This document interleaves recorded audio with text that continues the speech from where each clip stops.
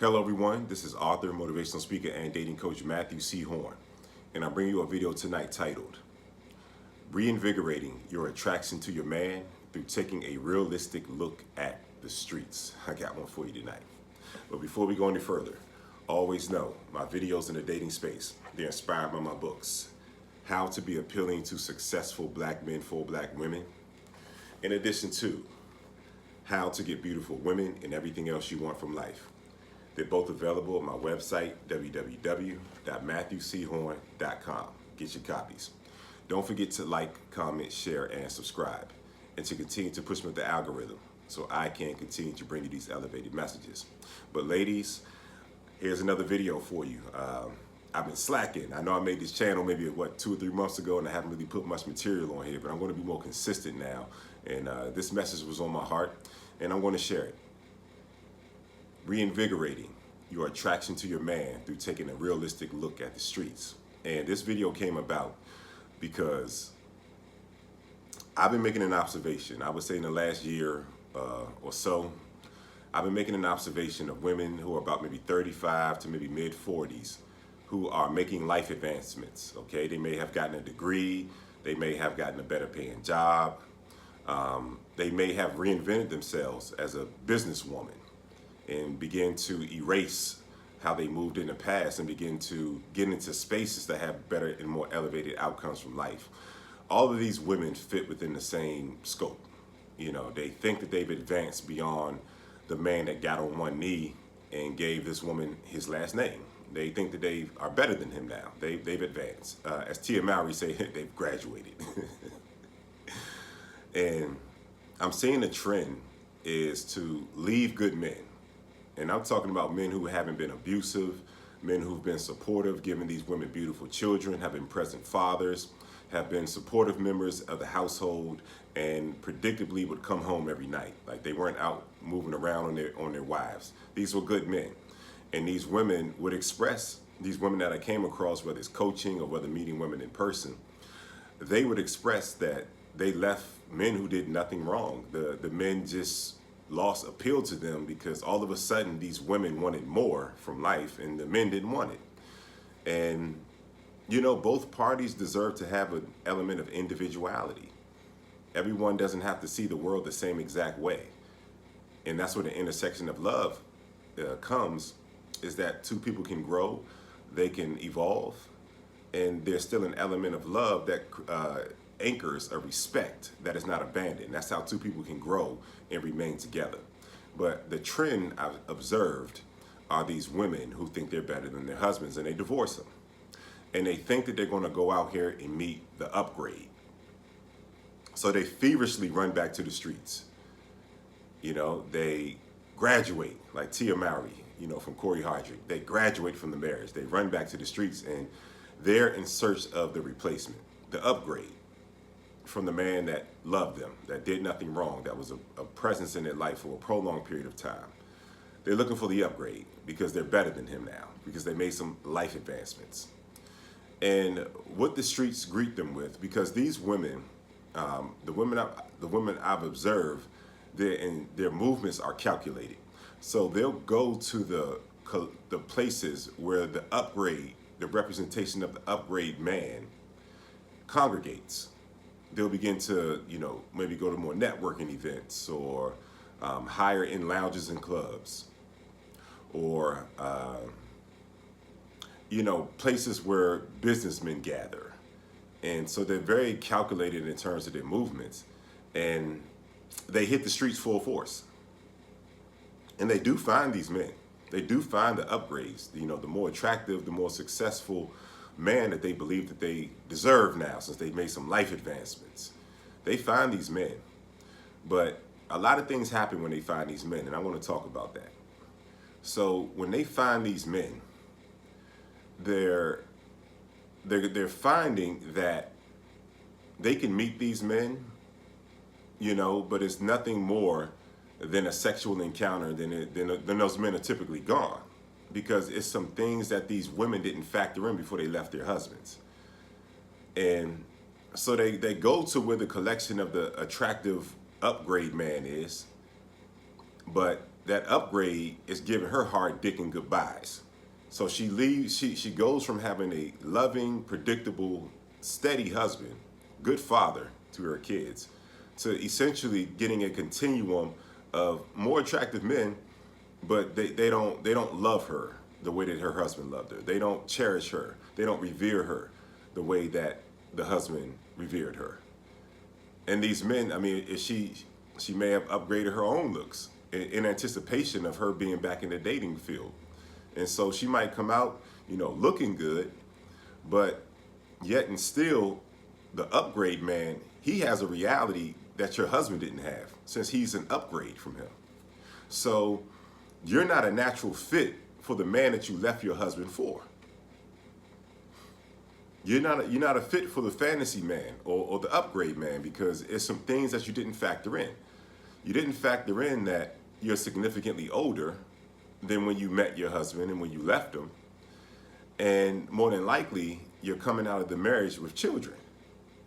You have to factor all of this stuff in and not make a stupid decision, because the only thing that these other men have for you is hard dick and goodbye. That's it. Hard dick and goodbye. That's pretty much what it's going to be. And then you're going to be trying to recreate the experience that you had with your husband in a man that represents an upgrade. That's a hell of a task. And so you get out here thinking that you're going to recreate that experience. And so you're meeting these men, and you since these men are in a much higher place in life, a much more elevated place in life than your husband, your ex-husband, now you instinctively know you're going to have to sell your situation to him. Since the upgrade, his life is typically devoid of chaos. No divorces. A lot of times that man doesn't have any kids, and he's very independently successful, meaning that he doesn't need to pair with you for anything. And a lot of these women, they left their husbands because they weren't contributing financially the way that the women wanted him to. But even though he was present and he was making his contribution, it wasn't enough. And so you meet the man that has enough, which means that he doesn't need anything from you. So the reality of the upgrade man is that he's going to be a very attractive man, because that's why you left your husband. He's going to be very physically attractive. He cares about himself. It's going to exude in his appearance in every way. He's going to be very successful financially as well, because this man is giving the best version of himself to life every day. So consequently, he's getting the best returns from life. This is the man that you fancy. This is the man that you envisioned that you would encounter before you left your husband. So yes, you encounter him. But this is the problem.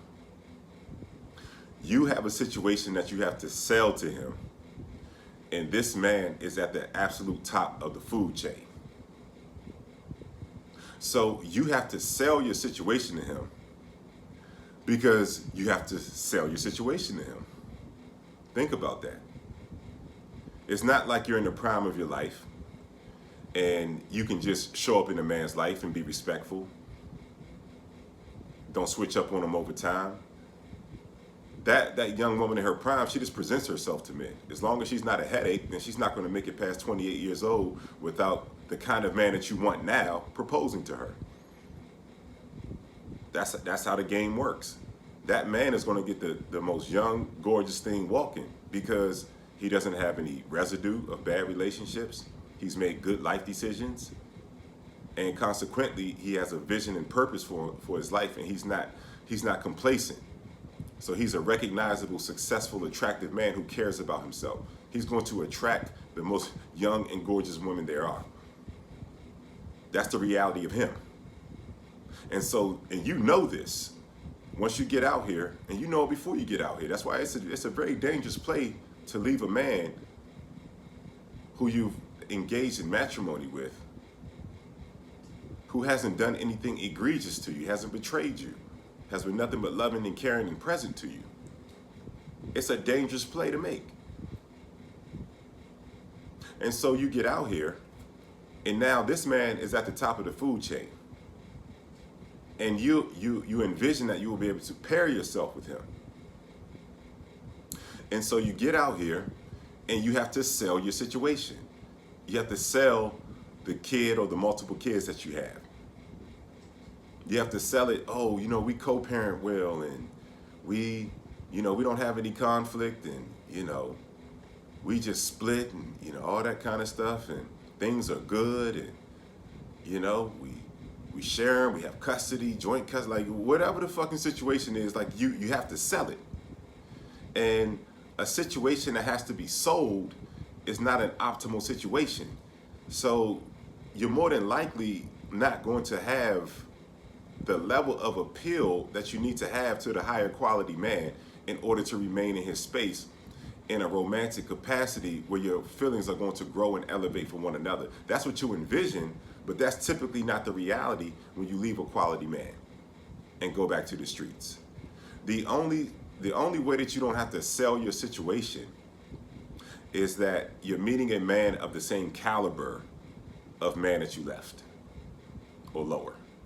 That's when you don't have to sell the situation. But when you get in the space of a man who is childless, who is extremely attractive, who's successful, who has the kind of appearance that make you label him the upgrade, that has the lifestyle that makes you label him the upgrade, that man he's not typically, he doesn't wake up and say, I want a divorcee with multiple children. That's just not the reality of how he moves. That's just not his reality. And then a lot of times, the women will repackage themselves and, sell their situation and say, hey, I'm dating with intention, and, I'm dating to be in a relationship. So you're selling him a chaotic situation, number one, that has to be sold. And, spray some rose spray on it, spray some perfume on it. Hopefully he doesn't smell the real scent. And then on top of that, you're going to hit him with the dating with intention, which is crazy as well. Because honestly speaking, your only entryway into this man's space is immediately giving this man some pussy. You have to give him some pussy. You have to. You have no leverage. It's nothing that you can do to get into this fantasy man that you left your husband for is not waiting around for sex. Like I said, you can get in his presence, but at best, you're going to get around these men and you're going to get passed around. You're going to get into these network marketing groups or these networks of these extremely elevated men, and you will get passed around. They'll have their turn, and then that's it. And I'm here to tell you, this is the reality of it. I would rather see healthy unions remain healthy unions than women get out here into wild card situations that could have been avoided, that they initiated. You're going to have to offer yourself to him as soon as you meet him. That is your only semblance of hope of even making your way into his space. We're not talking about the emotional connection that you're hoping for down the line. That's your only hope.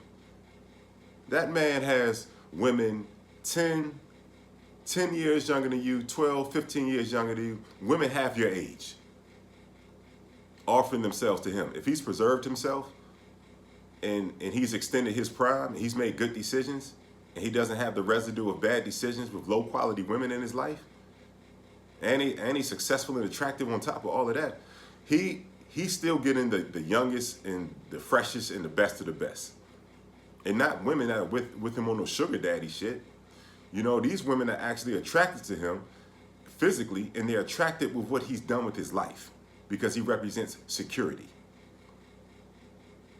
And so he's a safe landing space. So this is what you're up against.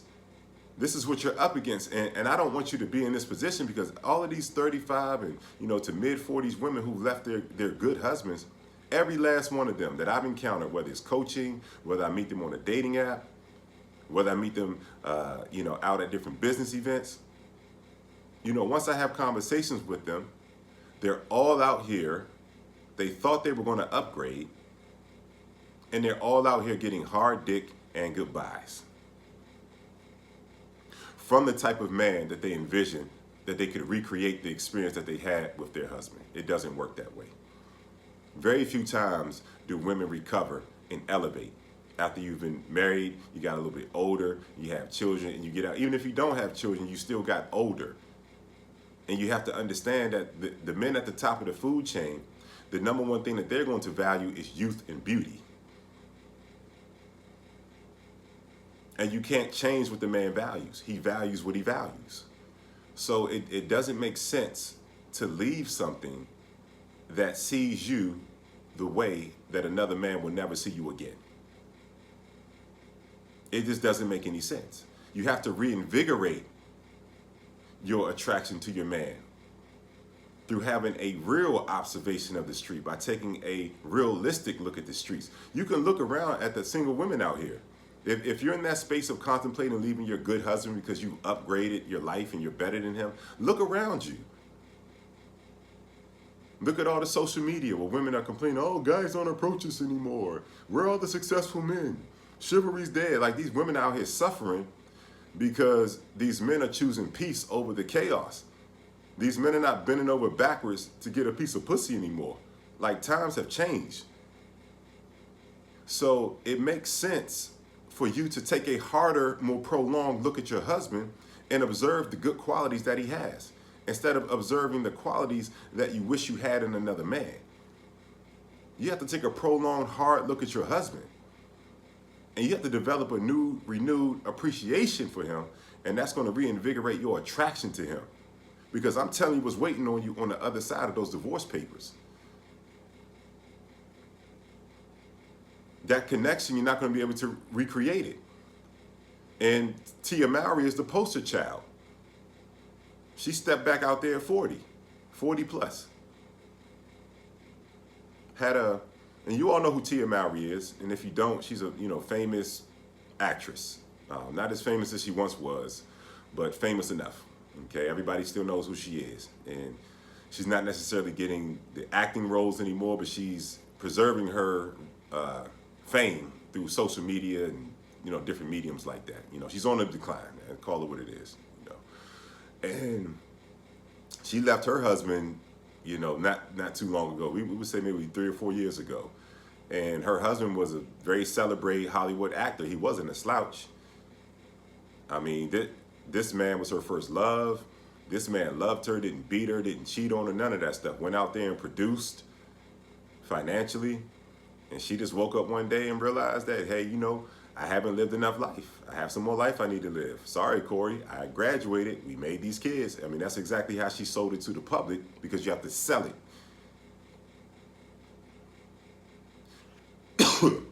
If you're in a situation that you have to sell, it's probably a situation that you should avoid. And so she has to sell it. She sold it to us. She sold it to the public as, oh, I graduated. And she celebrated divorcing her husband who never did anything negative to her. Gave her 2 beautiful children that he loved. And that's how she sold it to us. That's exactly how she sold it to us. And then she got out here and went to the streets. Corey was the only man that she knew, biblically speaking. He was her first. And so she went out there and tried some different things.